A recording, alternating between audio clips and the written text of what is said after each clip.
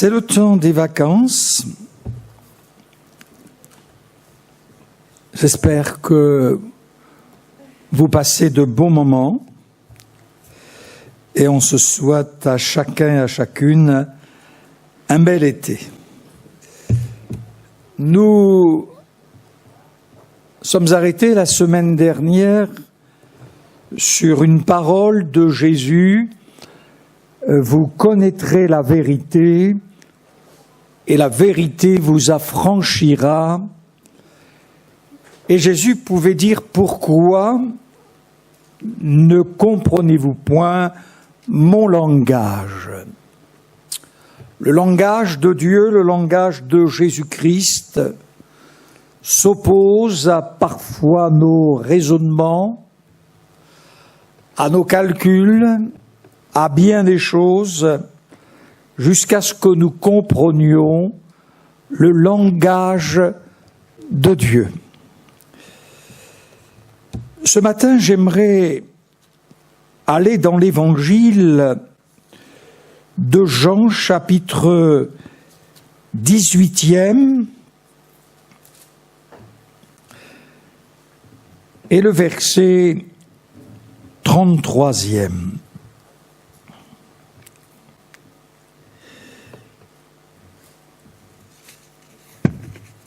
Pilate rentra dans le prétoire. Jean chapitre 18e à partir du verset 33e. Pilate rentra dans le prétoire, appela Jésus et lui dit: es-tu le roi des Juifs? Jésus répondit: est-ce de toi-même que tu dis cela, ou d'autres te l'ont-ils dit de moi? Pilate répondit: moi, suis juif. Ta nation et les principaux sacrificateurs t'ont livré à moi. Qu'as-tu fait? Mon royaume n'est pas de ce monde, répondit Jésus. Si mon royaume était de ce monde, mes serviteurs auraient combattu pour moi, afin que je ne fusse pas livré aux Juifs. Mais maintenant mon royaume n'est point d'ici-bas. Pilate lui dit: tu es donc roi. Jésus répondit: tu le dis, je suis roi. Je suis né et je suis venu dans le monde pour rendre témoignage à la vérité. Quiconque est de la vérité écoute ma voix. Pilate lui dit: qu'est-ce que la vérité? Après avoir dit cela, il sortit de nouveau pour aller vers les Juifs. Chapitre 19e de ce même livre.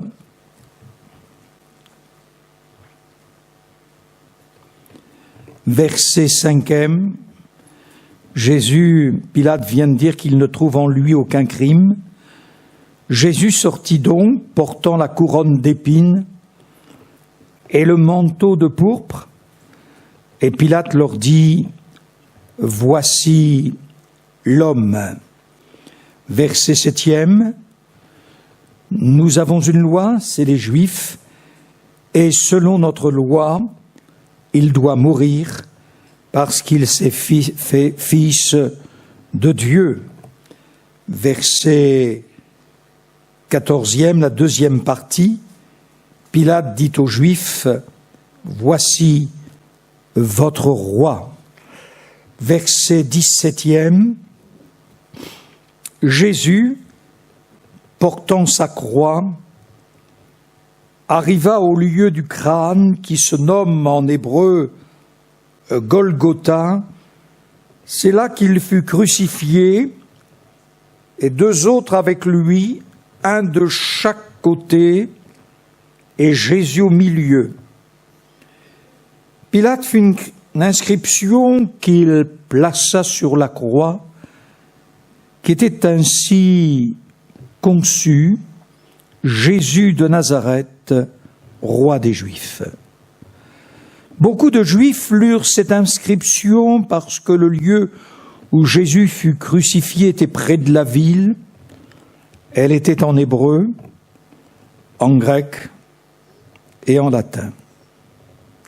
Les principaux sacrificateurs des Juifs dirent à Pilate, « N'écris pas roi des Juifs, mais écris qu'il a dit, je suis roi des Juifs. » Pilate répondit, « Ce que j'ai écrit, je l'ai écrit. »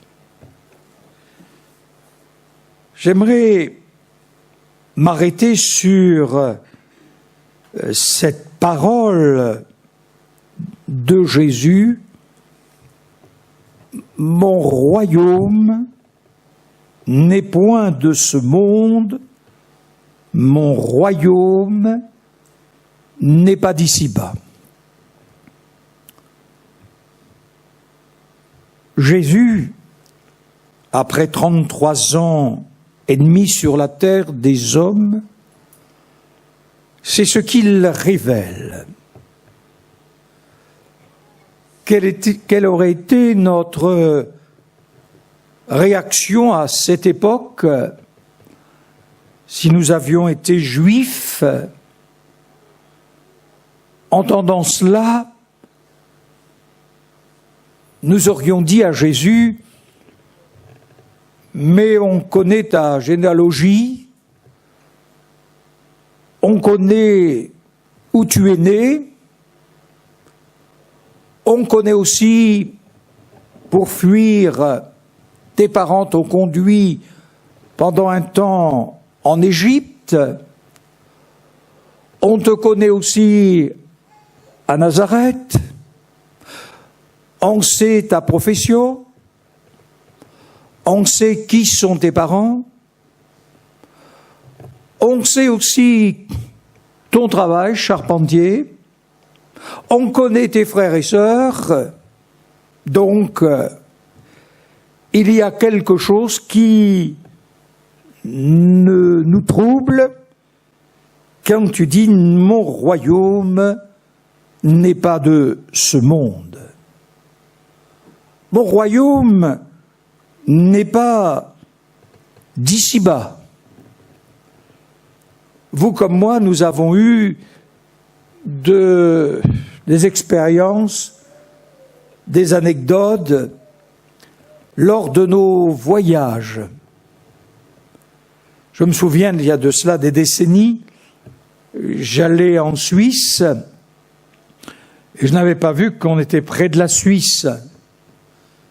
Et la douane était là dans le train, ils m'ont demandé mes papiers, puis quelques minutes après encore, d'autres douaniers sont venus, papiers. Et j'ai dit, mais vous venez de le demander. Et vous n'êtes plus sur le territoire français, vous êtes sur la Suisse. Les royaumes, c'est quelque chose de terrible quand on n'a pas... On est en train de travailler, il faut montrer passeport, carte d'identité, enfin, nous savons tous ce que c'est. Et ce que Jésus révèle à Pilate, c'est le royaume dans lequel tu vis ne se trouve pas la vérité. C'est Jésus lui révèle que le royaume de Rome, dont le roi est César, ne se trouve pas dans la vérité. Si vous regardez, excepté en 2 États, mais enfin, aujourd'hui il y a 197 États reconnus par l'ONU. Et chaque État a un roi ou une reine ou un chef d'État, mais la vérité ne s'y trouve pas. Je crois que nous avons besoin de réaliser notre identité, nous la connaissons, mais notre identité spirituelle est quelque chose de très important. Vous vous souvenez, lors de cette retraite spirituelle pendant 40 jours et 40 nuits dans le jeûne et la prière de Jésus, la Bible nous dit que, en un instant, le diable montre à Jésus tous les royaumes de la terre, leur puissance et leur gloire. À cette époque, il n'y avait pas autant de nations comme aujourd'hui, mais peu importe. Le fait, c'est que le diable a montré tous les royaumes de la terre, leur puissance et leur gloire, et le diable ajoute, car elle m'a été donnée, et je la donne à qui je veux. C'est facile, tu évites la croix, et tu fais une genuflexion devant moi, tu m'adores, et tu me sers. C'est vrai que ce qui était au début de la création, le Créateur avait remis à Adam toute cette gloire, toutes ces choses glorieuses, le gouvernement de ce monde. Et nous savons comment tout cela est passé entre les mains de l'adversaire à cause de la rébellion. Le monde a changé de maître. Mais ce qui doit nous réjouir, c'est dans le livre de l'Apocalypse, chapitre 11e, verset 5e. Le royaume du monde est remis à notre Seigneur et à son Christ, et il régnera au siècle des siècles. Alors n'allez pas, surtout si vous êtes arrêté par un frère qui est policier,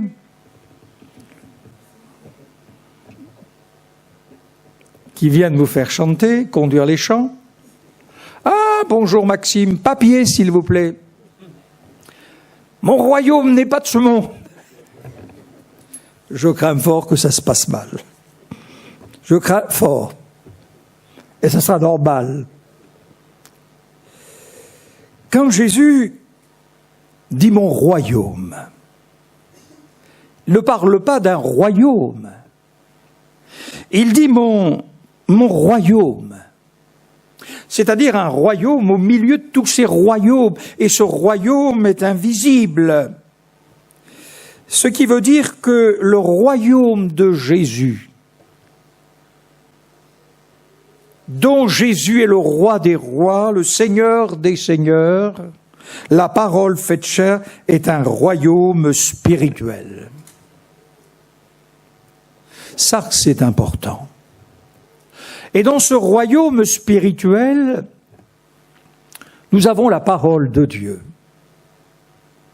qui nous permet de vivre notre vie spirituelle avec un équilibre par rapport à ce monde dans lequel nous sommes et que nous formons. Pourquoi ce royaume spirituel est-il la vérité? Parce que Jésus est la vérité. Non pas une vérité, mais la vérité. C'est lui le Seigneur des seigneurs, la parole faite chair. C'est lui le roi des rois, c'est lui la parole, il est la vérité. Il est le chemin et la vie. Ça, c'est important. Quand Paul, chapitre 14e aux Romains, verset 17e, leur dit, mais qu'est-ce que c'est que le royaume de Dieu? Et si je posais la question, qu'est-ce que le royaume de Dieu? La Bible répond, ce n'est pas le manger, le boire, mais la justice, la paix, la joie par le Saint-Esprit. Et ça, c'est des choses qui sont intérieurement dans notre cœur. Nous vivons avec ces choses glorieuses. La joie, elle vient de l'Esprit de Dieu. Ce n'est pas le boire et le manger, mais la justice, la paix, la joie par le Saint-Esprit. Quelle chose glorieuse, mes bien-aimés dans la foi. D'avoir ces bénédictions intérieurement. Pilate après avoir posé la question « Qu'est-ce que la vérité ?», il quitta Jésus sans attendre la réponse. Toujours est-il que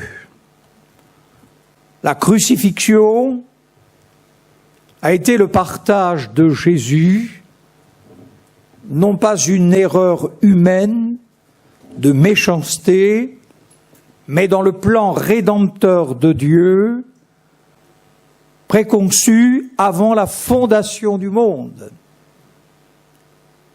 Nous nous sommes pris parfois au dépourvu devant certaines situations.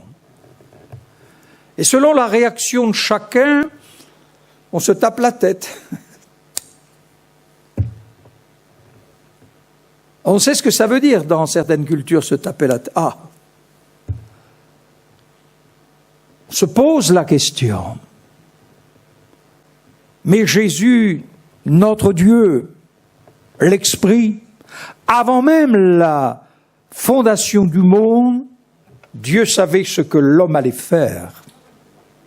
Dieu sait tout. Il connaît tout.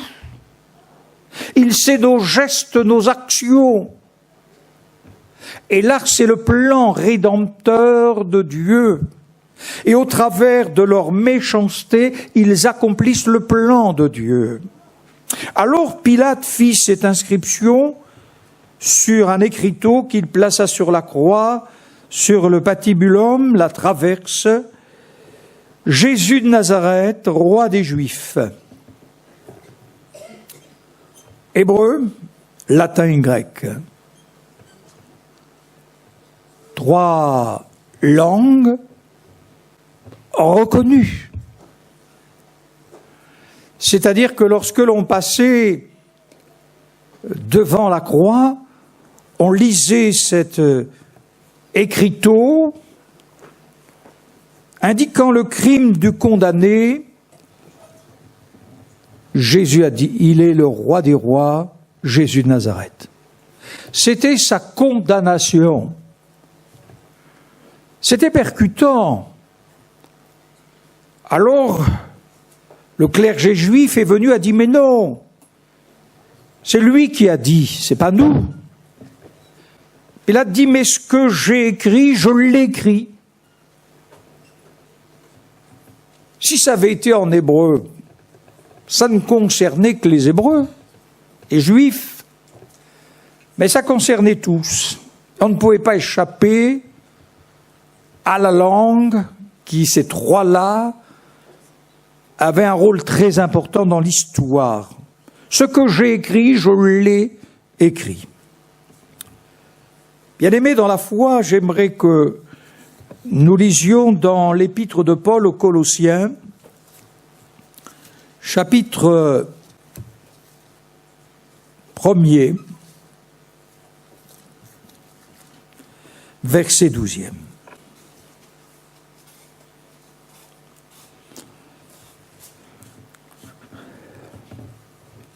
Rendez grâce au Père qui vous a rendu capable d'avoir part à l'héritage des saints dans la lumière, qui nous a délivrés de la puissance des ténèbres et nous a transportés dans le royaume du Fils de son amour, en qui nous avons la rédemption, la rémission des péchés. Vous ne trouvez pas que c'est quelque chose de formidable ? Il nous demande de rendre grâce. C'est une grâce de rendre grâce. Rendez grâce au Père. Il est le Père céleste. Il est votre Père céleste. Il est mon Père céleste. Et la Bible dit, nous sommes concernés par l'héritage des saints. Un héritage. Ce n'est pas une récompense, mais c'est un don. Et l'Épître aux Hébreux nous dit, chapitre 1er, verset 2e, dans les derniers temps, Dieu nous a parlé par le Fils qu'il a établi héritier de toutes choses. Et Paul dit aux Romains, chapitre 8, verset 17, nous sommes héritiers. Héritiers de Dieu et co-héritiers de Christ. De Christ. Il nous faut défendre notre héritage spirituel. Je souhaite pour chacun d'entre nous que vous ayez un héritage. Le jour que vous allez découvrir que vous avez un héritage, ça peut très bien se passer, comme ça peut malheureusement un peu moins bien se passer. Mais vous allez défendre, et nous allons défendre notre héritage. Nous allons consulter textes de loi, et si nous ne sommes pas affairés, nous allons aller voir un homme de loi, et nous voulons notre héritage. Et parfois, les familles, au lieu de se séparer des héritages, l'héritage les divise. Il est donc important de défendre notre héritage. Nous avons vu Naboth, je ne sais si c'est un dimanche ou un mardi soir, qui devant ce roi, Akab, a défendu son héritage. C'était l'Éternel. L'héritage spirituel est aussi important. Adam n'a pas essayé d'acquérir le jardin d'Éden. Il devait le garder, le faire fructifier. Jésus, fils de Dieu, dans la tentation, n'a pas essayé d'obtenir ce titre, fils de Dieu. Mais il l'a conservé. Et nous devons aussi conserver de ce que nous sommes enfants de Dieu. C'est important, notre identité spirituelle. Nous sommes enfants de Dieu. Le diable dit à Jésus, si tu es fils de Dieu, il vient toujours avec ses si. Mais Jésus n'a pas besoin de démontrer qu'il est fils de Dieu. Il est. Et c'est important. Et des fois, l'ennemi, le diable, arrive à nous déstabiliser par le doute, parce que tu n'es pas sauvé, parce que tu as fait ceci, puis il revient avec le passé. Mais nous sommes enfants de Dieu. Nous sommes enfants de Dieu, nés de Dieu. Ça, c'est quelque chose d'important, de réaliser ce que nous sommes par la grâce et par la bénédiction de notre Seigneur. Nous sommes enfants de Dieu, rachetés par grâce. Nous avons cette identité spirituelle. Nous sommes en Jésus-Christ. Nous sommes éclairés par cette lumière spirituelle. Et il y a le racheté que nous sommes dans la lumière, dans la vérité, dans la transparence. Il n'y a rien de caché. Rien de caché. Rien de caché.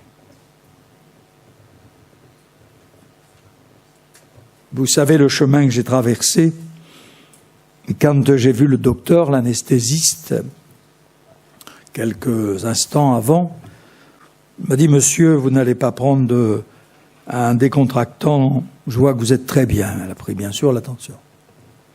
Et quand je suis descendu au bloc, je suis descendu en pleine paix, soutenu par vos prières, par la grâce de Dieu et entouré par tous et ma famille. Mais il y a un détecteur qui vous dit que si vous êtes pas en paix, mais si vous êtes bien calme intérieurement, s'il n'y a pas une tachycardie qui se manifeste un peu. Mais tout est clair, tout est bien. Et quand vous regardez, vous passez une IRM, on vous dissecte là, tout morceau là de votre corps est passé. C'est grandiose, c'est merveilleux. Je ne ferai pas de comparaison, mais tout est transparent dans notre cœur. Et oui. Ananias et Saphira, ça leur a coûté cher. Dans l'église de Jérusalem, on ne pensait pas que cette journée-là, on allait faire 2 services funèbres. La veuve, elle ne le savait pas. Son mari était déjà en terre. Et elle ne savait pas que quelques heures après, elle allait se retrouver dans le même lieu. Bien-aimés, je ne parle pas de châtiment, je parle de crainte, de respect. Tout doit être transparent à la lumière de Dieu, parce que Dieu est lumière. Et on ne peut rien lui cacher. La Bible nous montre qu'il nous a délivrés de la puissance des ténèbres. Ce n'est pas un vain mot. Vous comme moi, l'Église, nous avons été placés devant des situations ténébreuses, devant des hommes et des femmes, parfois même des enfants qui étaient pris par des puissances ténébreuses, par des mauvais esprits. Et Dieu les a délivrés. La puissance des ténèbres, ce n'est pas un vain mot. Lorsque Israël est sorti de l'Égypte, il a quitté un pays de ténèbres. Dans cette maison de prière, un jour, un missionnaire nous a expliqué que dans la nuit, plusieurs sorciers sont venus pour le détruire, faire mourir. Et ils n'ont pu rien faire parce qu'il y avait quelque chose, une lumière blanche qui entourait tout ce missionnaire. Nous avons quitté le pays des ténèbres. Même si nous vivons dans des nations et dans la nôtre où il y a le règne des ténèbres, mais nous sommes délivrés de la puissance des ténèbres. C'est là quelque chose d'important. L'apôtre Paul dit aux Romains, ils se sont égarés dans leurs pensées et leur cœur sans intelligence a été placé dans les ténèbres. Le bilan pour moi fut lourd quand la lumière s'est faite intérieurement. Le réveil fut très douloureux pour moi personnellement et pour vous aussi. Chacun d'entre nous. Nous avons su ce qu'était la puissance des ténèbres. Et nous savons encore ce qu'est la puissance des ténèbres. Mais la puissance des ténèbres n'a aucun pouvoir sur nous. Le ministère de l'apôtre Paul, c'était « Je t'envoie pour que tu leur ouvres les yeux, pour qu'ils passent des ténèbres à la lumière et de la puissance de Satan à Dieu, pour qu'ils reçoivent par la foi en moi le pardon des péchés et l'héritage avec les sanctifiés. » Nous avons reçu, bien-aimés dans la foi, la rédemption, la rémission des péchés. Nous avons tout reçu pleinement en Jésus-Christ. Nous sommes des hommes et des femmes riches spirituellement. Riches spirituellement.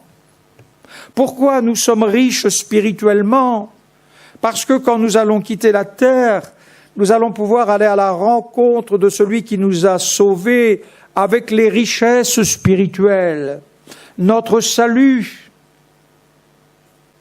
les grâces, les bénédictions, notre service avec Dieu.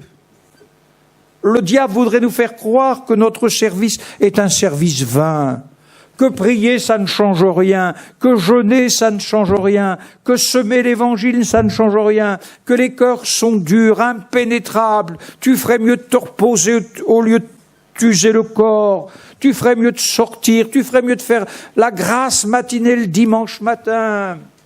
Moi, je vais vous révéler un secret. C'est comme vous, je me réveille. Et je trouve que c'est formidable de se réveiller. C'est une grâce. Mais quand je me réveille, la première pensée qui vient, c'est celle de me réendormir. Eh oui, à la grâce matinée. Il n'y a pas que le dimanche matin qu'on peut la faire. Hein. Il y a d'autres jours. Mais j'ai les mêmes pensées. Quand je veux jeûner, arrive un moment où j'ai faim. Ben, c'est normal. Vous comprenez? C'est normal. Il y a des choses qui sont normales. C'est comme à la fin de la journée, on se salue, le mardi soir par exemple. Je suis fatigué. Oui, moi aussi, c'est la fin de la journée. Il y a des choses qui sont normales, bien aimés dans la foi. Mais nous sommes riches spirituellement. Et quand Paul dit transporter, nous quittons le royaume des ténèbres et nous sommes transportés dans le royaume du Fils de son amour. Du Fils de son amour. Du Fils de son amour. Nous sommes dans ce royaume spirituel. Nous avons ces choses glorieuses et merveilleuses. Que le nom du Seigneur soit glorifié. Je vais conclure. Lorsque Dieu dit à Satan, viens là.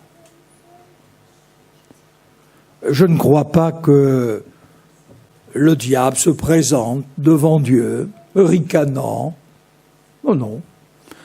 Quand il est là devant Dieu, c'est parce que Dieu l'a convoqué. Le diable est toujours sous le contrôle de Dieu. Tout est sous le contrôle de Dieu. Et lorsque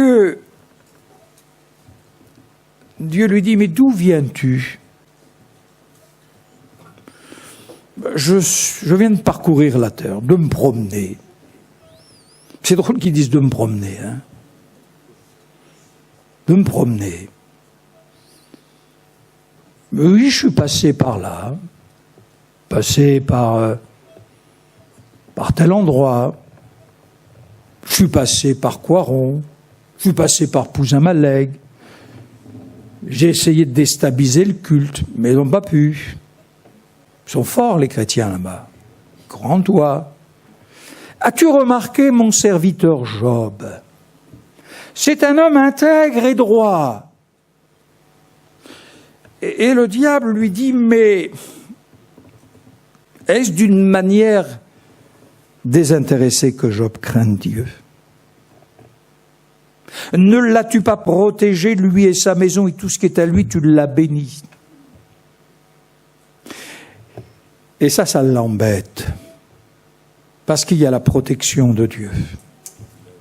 Et je voudrais que vous sachiez, mes frères et sœurs, qu'autour de notre maison et dans notre maison, nous avons la protection de Dieu. Nous avons la protection de Dieu. Non point parce que vous n'avez pas, mais au cas où certains auraient, vous n'avez pas de fétiche, vous n'avez pas de tout cela, toutes sortes de choses mauvaises. C'est par ça qu'ils vous protègent ou dans vos voitures. Ce qui nous protège, c'est Dieu. Ce qui nous protège, c'est Jésus-Christ. C'est le Sauveur du monde. Nous pouvons dormir tranquillement. Alors il est vrai que nous pouvons être attaqués par le prince de ce monde. Il fait son travail. Mais nous croyons en Jésus, le Tout-Puissant. Nous sommes bénis et nous le servons non point parce qu'il nous bénit, mais parce qu'il est Dieu. Et maintenant, Paul dit, nous sommes dans le royaume du Fils de son amour. C'est pas notre demeure. C'est pas la demeure de Job, mais c'est le royaume du Fils de son amour, le bien-aimé. C'est à lui ce royaume. Et dans ce royaume bien-aimé, nous sommes à l'abri. Nous sommes à l'abri. pouvez dire amen là. Hein? Nous sommes à l'abri. Nous sommes à l'abri. Nous sommes à l'abri. Ça remonte à très loin. Nous étions notre culte dans la salle du sous-sol, mais ça remonte très loin. Nous avions un gros problème de chauffage. Et un jeune était là, un homme. Et le soir, il m'appelle, il me dit « Venez, ça va très mal ». Donc nous sommes allés à quelques-uns. Et puis, arrivant, j'ai écouté derrière la porte tout ce qu'il pouvait dire. J'ai dit « C'est pas possible ». Cet homme, je l'ai eu il y a un instant au téléphone. Et j'ai frappé. Il était quelques témoins. Et d'un seul coup, quand la porte s'est ouverte, j'ai vu un homme qui était comme arc-bouté. Et puis, il s'est jeté là sur moi, s'est arrêté comme ça. Il dit, je sais, tu es un fils de Dieu. Je me suis dit, c'est incroyable, cet homme possédé, il reconnaît que je suis un enfant du Seigneur. C'est formidable. Nous sommes enfants du Seigneur. Et ça se respire en nous. Parce que notre Seigneur, il est saint. Il est pur. Et ce soir-là, nous avons évité 2 crimes. Et cet homme, nous avons prié pendant plusieurs heures après avec le pasteur Fred. Bien-aimés dans la foi, nous sommes dans le royaume du Fils de son amour. Nous vivons dans ce royaume. Pilate dit, ce que j'écris, je l'écris. Ce que tu as fait, tu ne peux plus le défaire. Ce que tu écris, tu ne l'effaceras jamais. Bien-aimés, jour après jour, nous écrivons.